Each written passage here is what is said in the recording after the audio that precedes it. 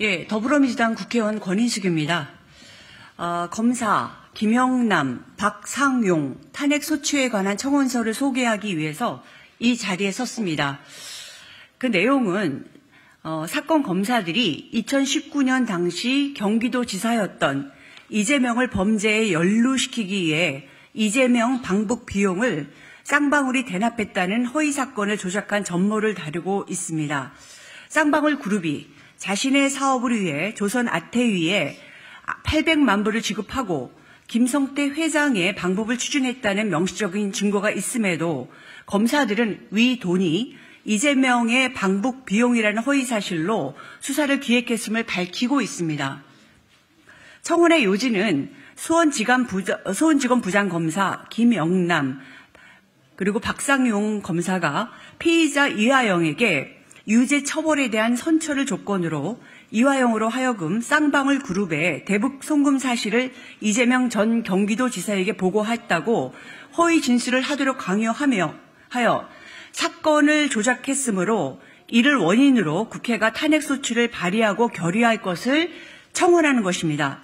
진실과 정의의 수호자여야 하는 검사가 청원서 내용과 같이 권력을 지렛대 삼아 수사 대상자를 회유 협박해 거짓 증언을 끌어낸 것이라면 더 이상 헌법이 부여한 권한을 행사해서는 안 됩니다. 탄핵소추 절차로 청원서가 지적되는 진실이 밝혀지길 바랍니다. 오늘은 이 청원을 하신 김현철 변호사님이 오셔서 간단하게 이 사건과 관련한 브리핑을 해주실 거고요. 현재 이전에 이화영 전 용인갑 지역위원장님과 함께 일하셨던 분들과 그다음에 시의원님들이 이 자리에 같이 오셨습니다.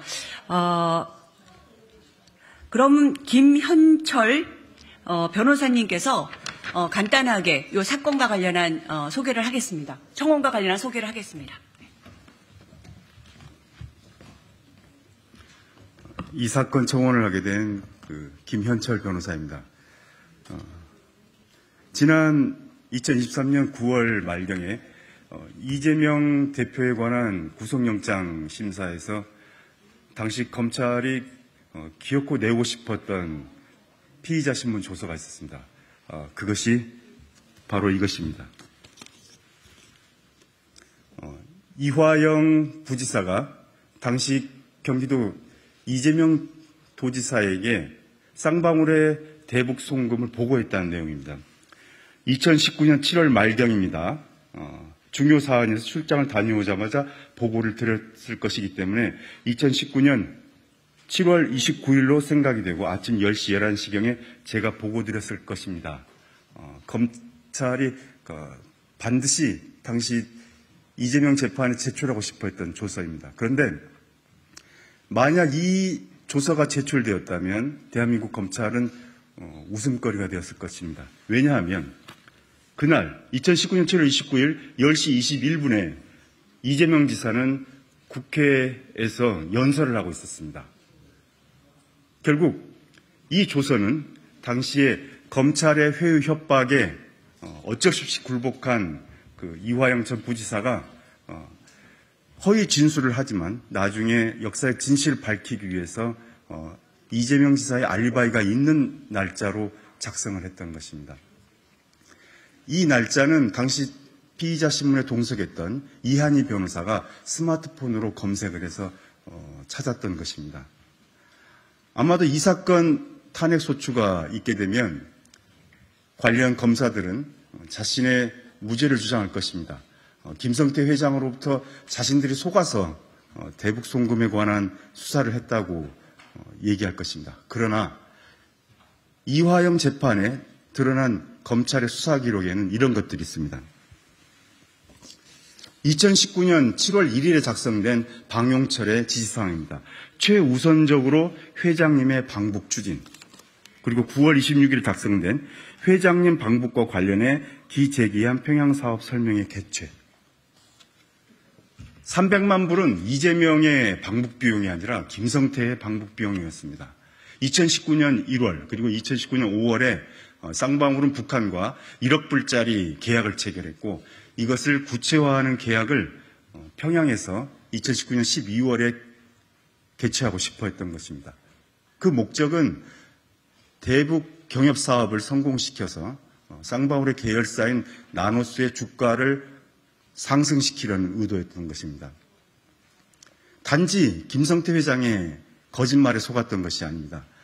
김성태와 대질신문이 있었던 제18회 피의자 신문 조서 당시에 조서 작성이 끝나고 검사가 있는 자리에서 김성태 회장이 이렇게 얘기했다고 합니다. 3, 4년 후에 제가 진실을 말할게요. 어차피 이재명은 끝났습니다. 의리를 지킨다고 해서 이재명을 살릴 수 없어요. 옆에서 듣던 박상용 검사는 고개를 끄덕거렸다고 합니다. 그리고 이것은 단순히 이화영 부지사 개인의 주장이 아니고 피의자 신문에 동석했던 변호인 이한희 변호사가 입증해 줄 수 있을 것입니다.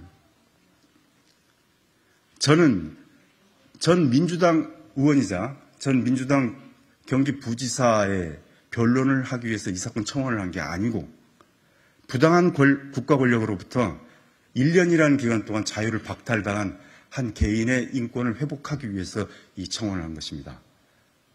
검사는 어떤 경우에도 정치적 당파성을 가져서는 안 됩니다. 오로지 진실과 정의에 수호자여야 합니다. 이들 검사들은 헌법이 부여한 권한을 행사할 수 있는 검사가 더 이상 아니며 이제 단순한 범죄자일 뿐입니다. 국회가 이들에 대해서 진실을 밝혀줄 요청드립니다. 이상입니다. 네, 저희 오늘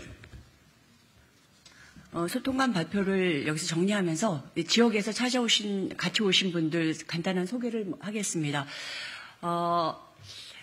황미상, 남홍숙 시의원님 오셨습니다. 황미상 시의원님 오셨습니다. 현재 지역위원회 운영위원장을 맡고 계신 박창호 위원장님 오셨습니다. 김내석 고문님 오셨습니다. 정화영 부위원장님 오셨습니다. 그리고 현재 예비 후보로 뛰고 계시는 이우일 전 직무대행님 오셨습니다. 그 다음에 지금 사건을 같이 하고 계시는 김광민 변호사입니다. 예, 감사합니다. 이 청원 형식을 통해서 지금 그 두 검사의 사실은 납득할 수 없고 인정할 수 없는 피의자에 대한 이 겁박행위와 모살행위 등에 대해서 저희가 이제 이 두 분이 이제 청원을 하셨고요. 저는 국회에 그것을 소개하기 위해서 오늘 이제 이 자리에 섰습니다. 뭐 질의하실 거 있으면 얘기해 주시죠. 당내에 검사 범죄들 PF가 있는 걸로 알고 있는데 네. 거기와 통해서 추진을 구체적으로 하실 계획이신지 궁금합니다. 일단 청원 후에 청원을 이제 청원서를 제출한 후에 어떤 식으로 진행해야 될지 당하고 굉장히 긴밀하게 논의를 해야 되겠죠. 네. 그러면은 지금 현재 발의하신 검사 탄핵에 대해서는 당 내에서는 아직 합의라든가 이런.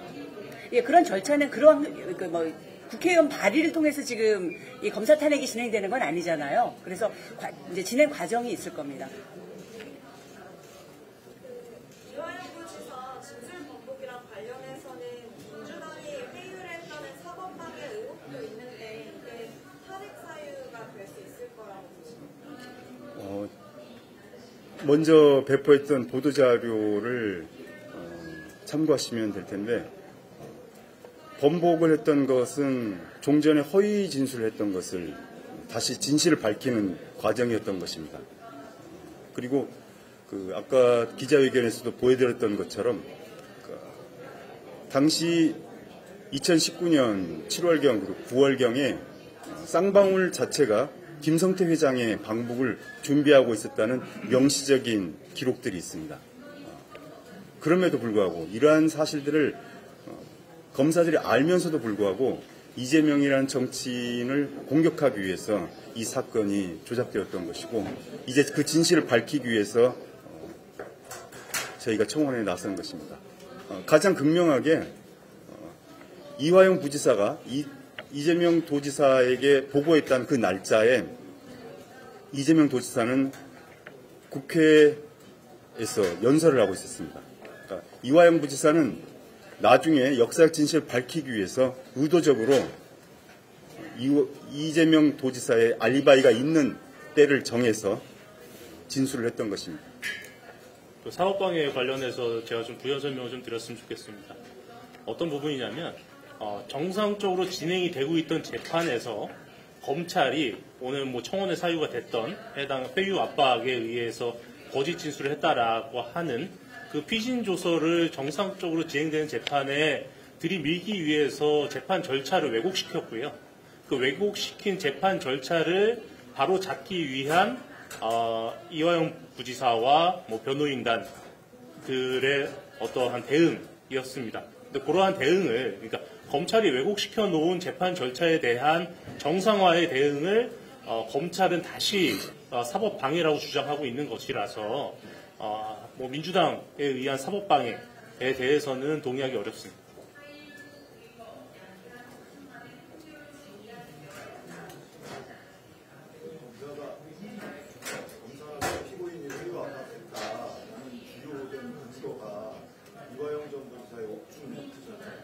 그렇습니다. 작성 기간하고 분량이 어느 정도 되는지 전량을 공개하실 의향은 없는지? 예, 곧 공개할 것입니다.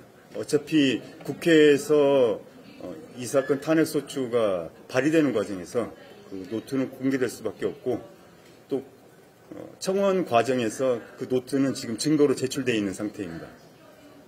작성 기간하고 분량은 작성 기간은 최근 한 2달 정도에 걸쳐서 있었던 것이고 이보다 더 자세한 비망록을 따로 준비하고 있습니다.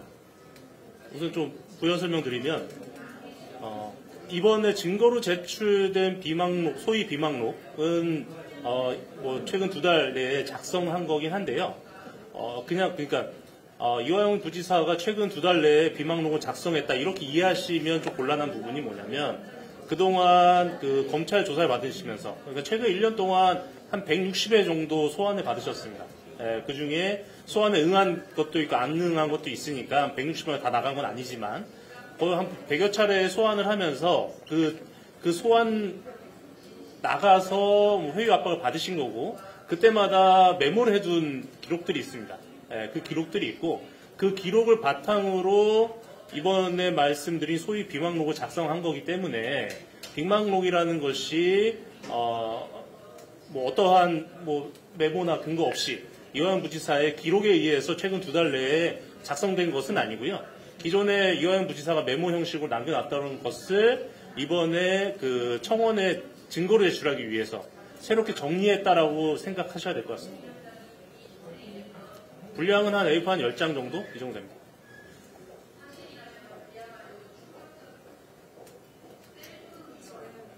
쌍방울 사건 관련해서는 그래도 수사가 진행 중이고 재판도 있는데 좀 이 수사 및 재판에 대한 압력으로 탄핵이 작용할 수 있지 않을지 이런 의견에 대해서는 탄핵 소추라는 건 그 자체로 형사 재판의 성격을 가집니다.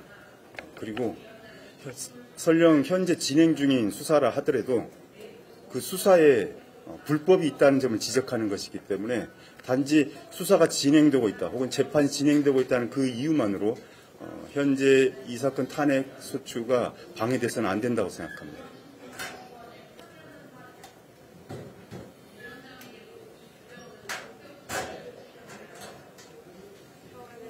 날짜를 뭐 이화영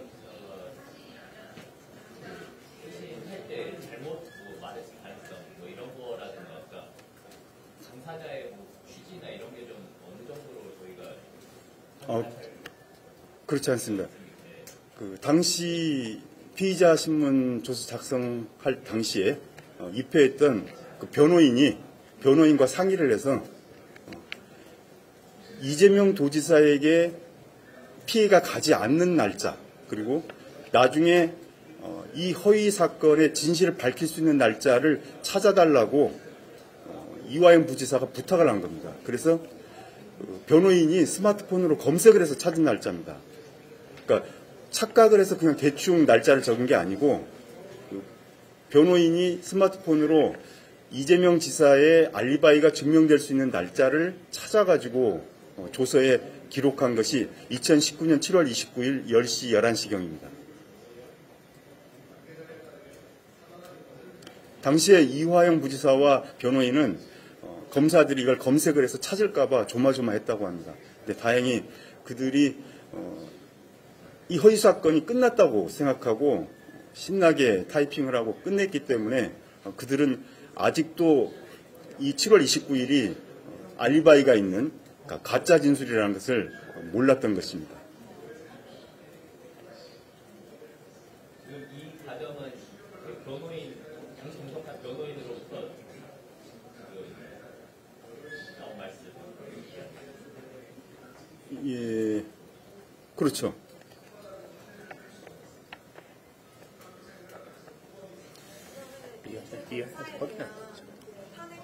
잠깐만, 이한희 변호사한테 직접 확인한 건 아니고 수갑을 차고 조사를 받는 이화영 부지사가 이 날짜를 찾을 수 있는 방법이 없습니다. 그러니까 저는 이화영 부지사로부터 들은 진술이지만 이 날짜가 알리바이가 있다는 사실, 그리고 이 날짜를 찾을 방법이 없다는 사실, 그래서 그 이화영 부지사의 진술을 신뢰하고서 이 사건 청원을 제기한 것입니다. 그러니까 내용의 소스는 이한희 변호사한테 확인이 된 건 아닙니다. 확인된 건 아니고요.